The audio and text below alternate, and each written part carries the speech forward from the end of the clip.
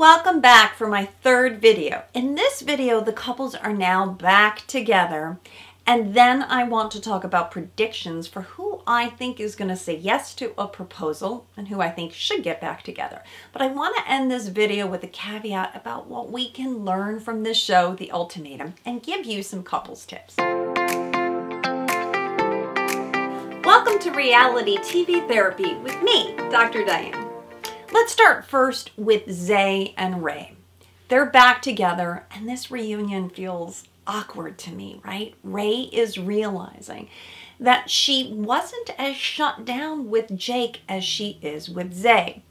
Ray is what I call the more independent Isabel type.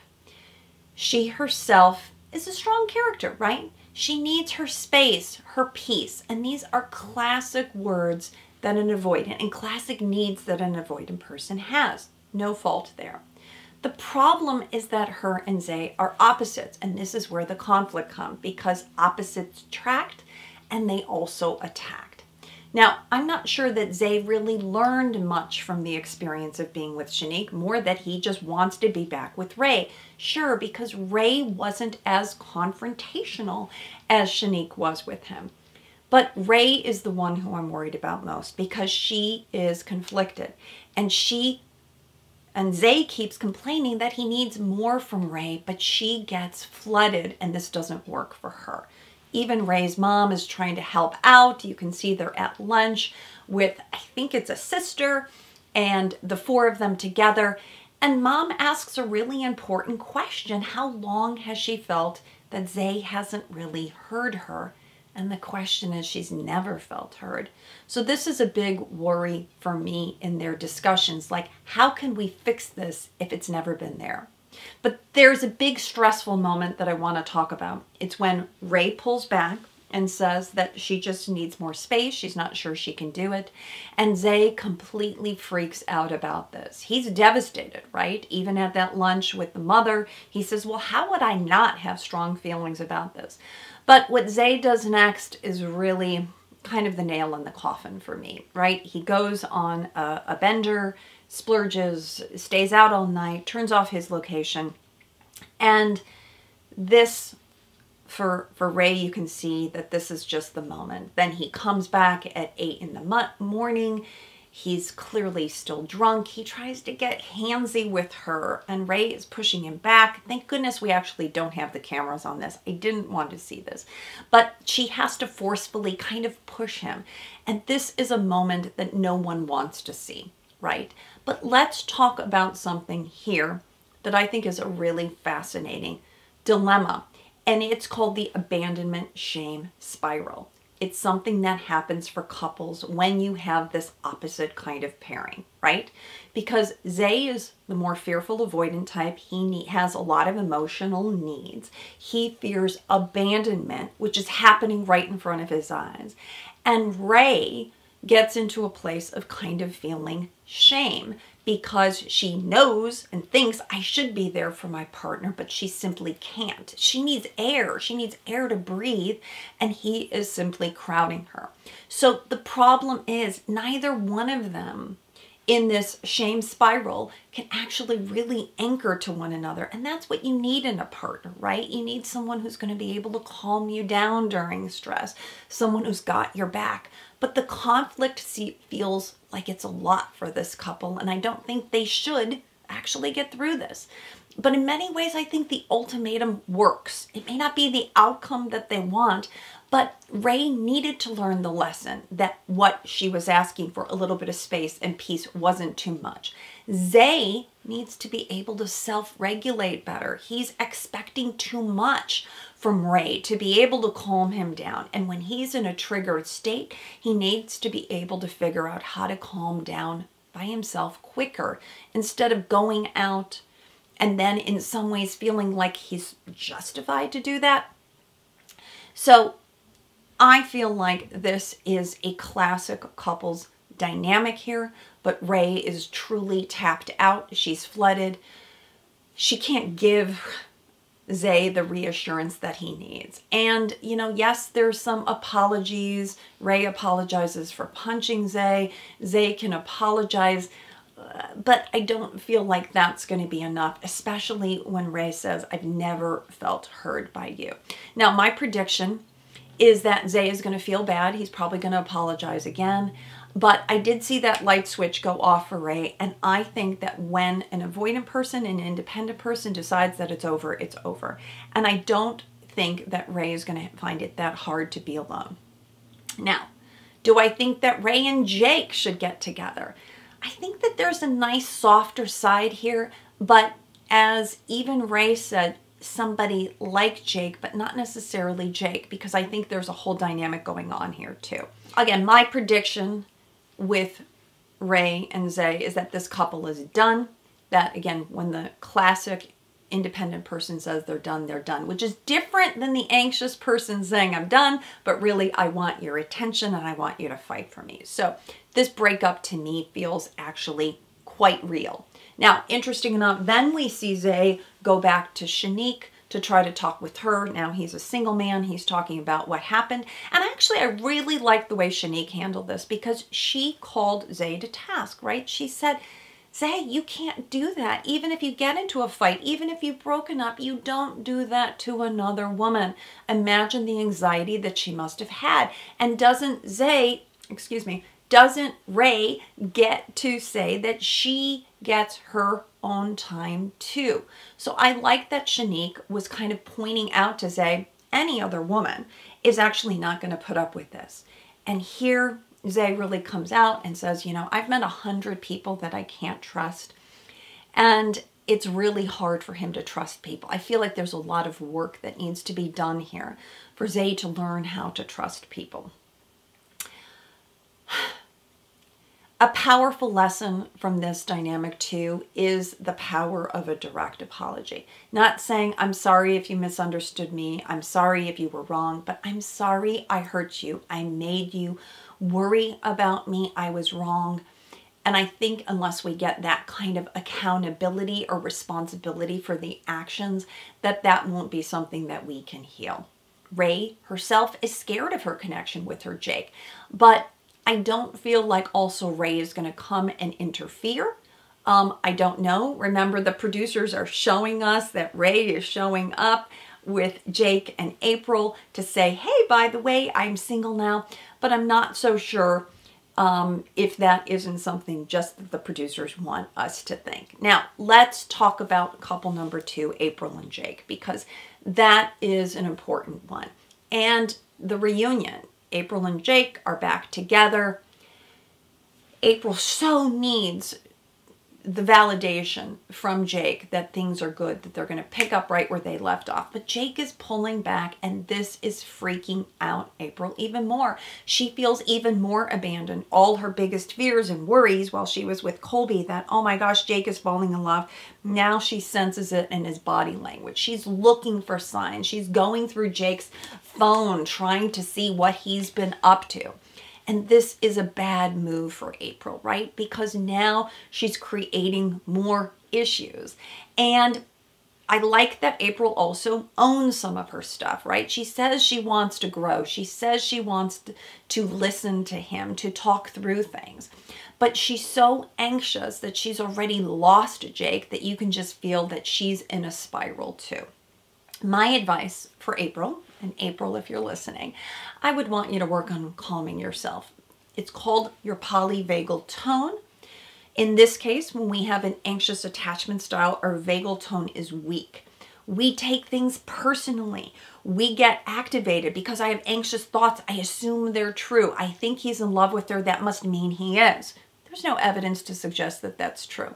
But she's looking too much for Jake to be her anchor when she needs to validate herself. She needs to say, I know I messed up, but as a couple, we'll see how we can work through this together. She needs to be able to validate herself and trust others. Because if April can figure this out, she can be empowered. Hey, I'm beautiful. I've got a lot to offer. And that can go a long way. Now, side note here, if this is you or you know someone who's also super anxious about their own fertility, what about freezing your eggs? You know, what I would say to April is, April, that's going to be an issue for you to feel about this pressure to be ready too quickly. But all people need time to warm up to this. And you don't want to feel like we're just getting married because you're ready. So if April was ever able to freeze her egg, she can freeze time essentially, and then feel like whether she needs to get a surrogate, if she can have her own pregnancy or not. But I feel like there's lots of options for April that I would love for her to get in a calmer place herself. Now with Jake, I feel like he's gotten a taste for an easier relationship, and he might start to question, should I put up with this? Because I feel like I'm doing a lot and it never feels like it's enough. I would really want Jake to take some time for himself. He said it himself, right? He came right from the military, which is hard. And then he's been doing everything for everyone else, again, to establish better boundaries. So Jake, if you're listening, take a break from a relationship. Think long and hard about what you really need. It's not about whether you're flip-flopping between April and Ray, but it's really about how are you going to show up and not build resentment, because that felt like he brought that in and that wasn't the best that Jake could do. So now, what is my prediction for this couple? Well, I do believe that because of their loyalty and because Jake's mother really likes April, that they're going to give it one more try. I think they might even get engaged. But I think what's going to be really hard for this couple is April is going to go back and watch the tapes, and the receipts are going to convince her, because she's going to take it so personally, that somehow she wasn't good enough. And I don't think they'll get over this. I think Jake is still upset about everything that they had in the beginning of their relationship. And so I predict that by the reunion, that they're not going to be together. Which brings me to couple 3, Madeline and Colby. Now, Madeline looks like she's been drinking again. And it looks like she also gets jealous during these times. Madeline complains that Colby acts like everything's okay, but it's not. Colby insists they're the strongest couple, but Madeline disagrees. She thinks that Randall and Shanique are the strongest. I would have to agree with that. Madeline confronts Colby on his body language. She's not feeling it from him. Is it because she saw Colby saw Randall? She has to tell him, listen, Colby, just because you're certain doesn't mean that I'm certain. Now, it's interesting, too, we never see Colby's family, right? I'd love to see a little bit more getting to know him. But Madeline still wants to be heard by Colby. And Madeline is not getting what she needs from him. I think she feels even a bit rejected from Randall because everyone else in her family, her friends, thought that Randall was great, right? But Colby's back to his old self. He's more self-absorbed. And she wants to be feel like she's accepted. She wants him to be more curious, right? But Colby can switch quickly. Even her mother said the same thing, that they met him, he was great, and then the next time they met him, that he wasn't participating at all. So I can see that the rift that's going on in this couple here. He seems like he loves her for sure, but the question is love enough? Okay, so on Colby and Madeline's last date, I feel like Colby is self-sabotaging. He tells Madeline that she looks great, we've come so far, but he feels guilt, right? Because his words don't match up with his actions, right? He says he wants to marry her, but now we find out that there was a girl in his room at 4 o'clock in the morning in his hotel room. Something's not coming together for me. And Madeline's trying to put this all together. You can see how terribly confused that she is. But Colby's not able to kind of calm Madeline down. And this is where things, I think, go even much worse. This is when Madeline says to Colby, do you have any regrets? And Colby doubles down. And instead of saying, yes, I have regrets, I'm feeling guilty about things, I'm regretting bringing you here, regretting losing you, he says he doesn't. So what then we get into the conversation is that he said he brought Madeline there to make it real for Madeline. What? This is the part that's confusing even watching this, right? Colby, what he's really, I think, saying is, I want you to worry about losing me. And that's not what we think about in a healthy relationship. But this conversation goes very circular about, this was already real for me. Why did it need to be more real? But what's real and what's not happening here is really talking about Madeline's need to be seen and heard in this relationship. And Colby's kind of glossing over that. I want to stop the madness and say, Colby, talk about what Madeline really needs, right? She doesn't feel heard. And if he had responded, if Colby had responded with more empathy and less defensiveness, I think we actually could have made some strides here. But instead, the conversation is about his lack of regrets. And that's where this conversation gets really sketchy to me, right? That he doesn't quite understand what's going on. Now, how could Colby have just done a better issue? Well, this is a classic example. Back to opposites attract. Colby just needed to push, let Madeline know that he was there for her. Now, in couples therapy, I want to stop for a minute and talk about something that we call leveling, okay?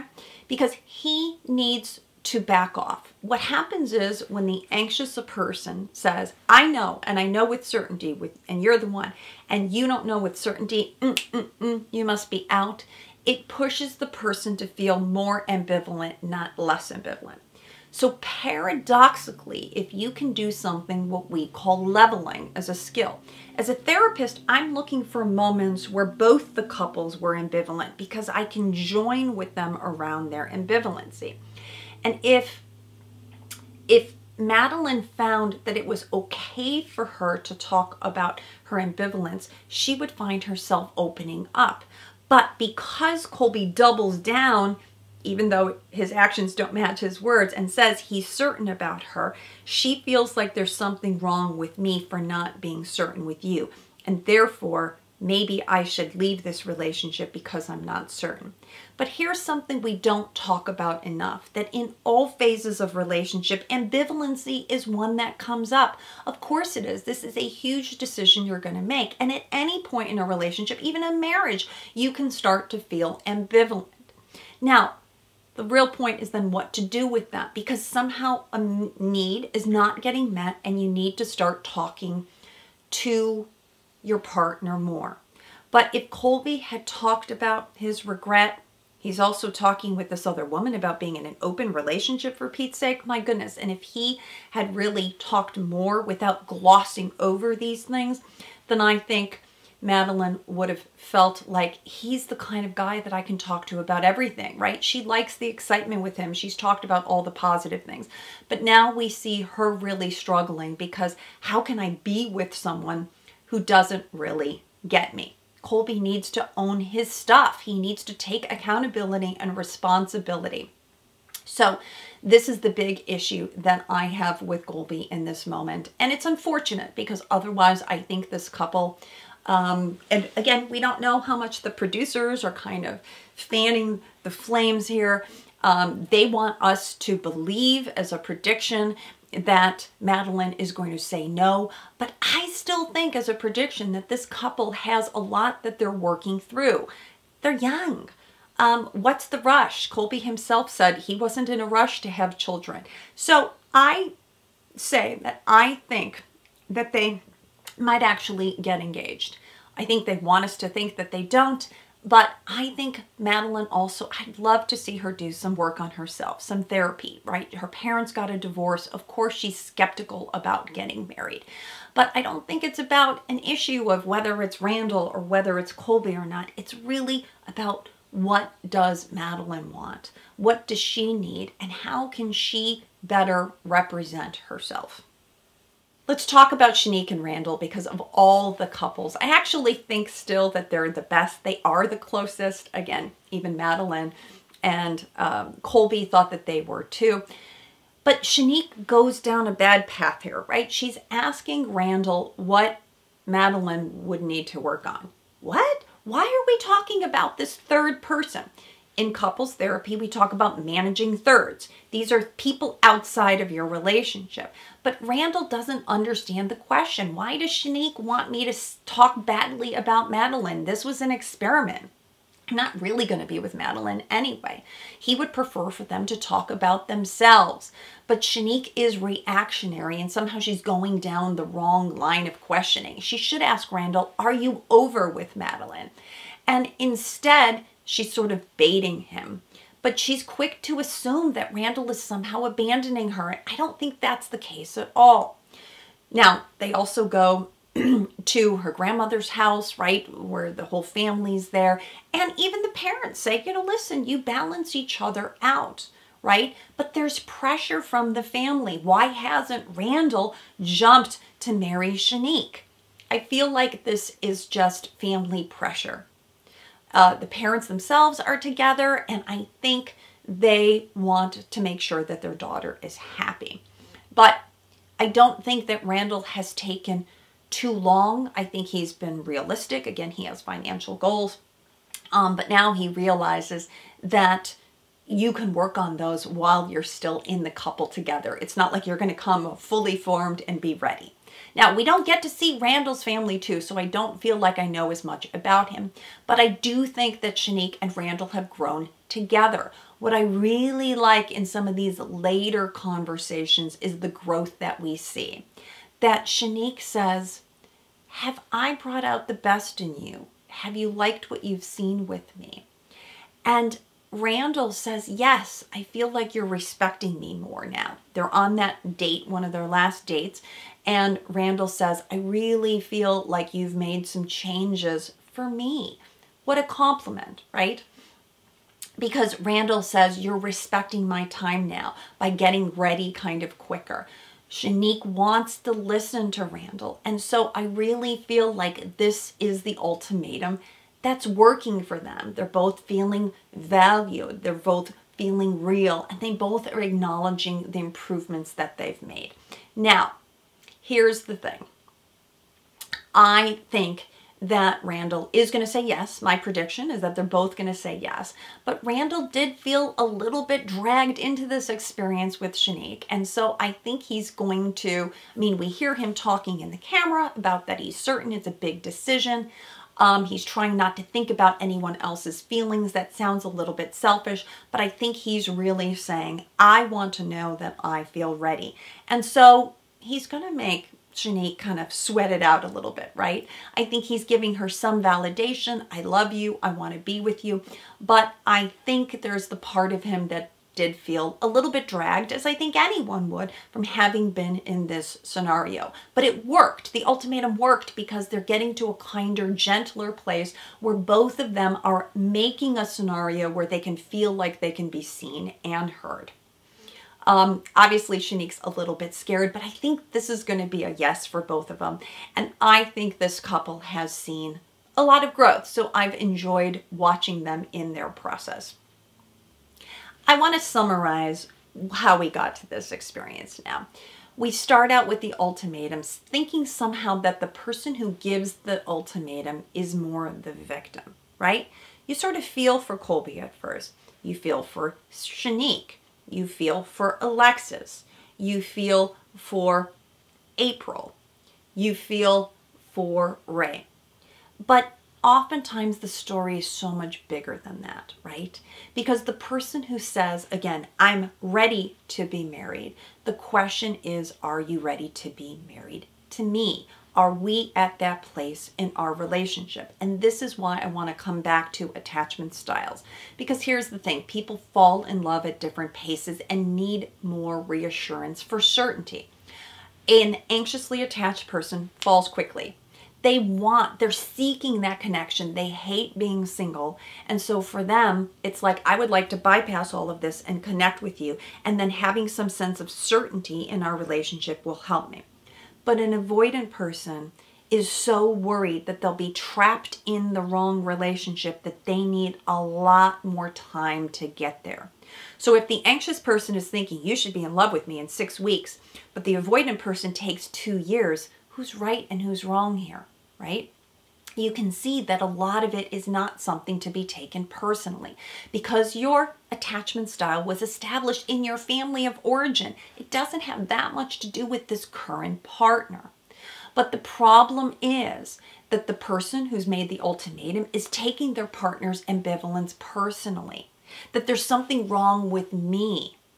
And they double down thinking that if I insist more than I'm ready, that I will get you ready. But people don't work that way. Okay, so what is the lesson to be learned? That everyone's on a different path and gets there differently. The question is not, are you ready or not, but how can I make you feel safer? How can I provide safety in the context of this relationship to help you get there?